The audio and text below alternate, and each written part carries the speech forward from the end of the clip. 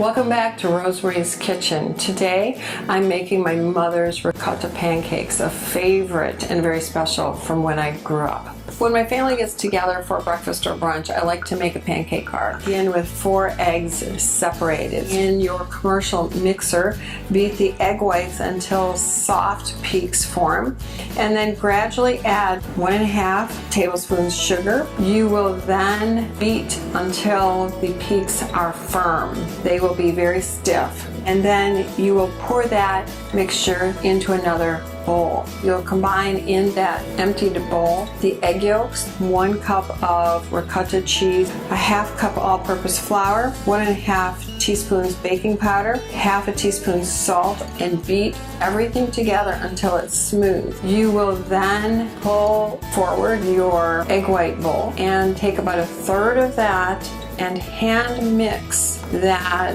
into the mixture that you have just made with the egg yolks. Don't overdo it, just incorporate it. Then incorporate the rest of the egg whites. And now what you'll see is that the stiffer batter looks more like a pancake batter, but it's fluffy. And warm up the griddle ahead of time so you don't have to wait.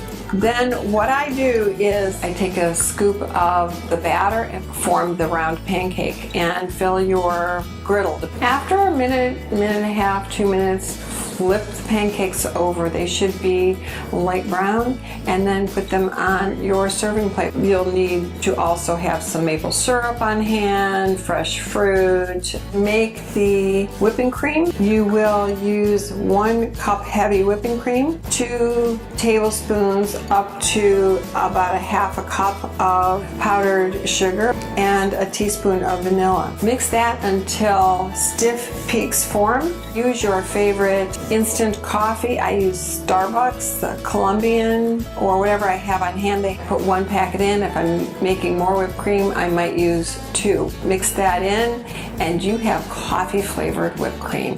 Fabulous on almost everything, and especially dolloped in your coffee. Ricotta pancakes are something special that we do for Easter. It says welcome spring to us, and Easter is a signifier of that, and so are ricotta pancakes with all the fresh fruit.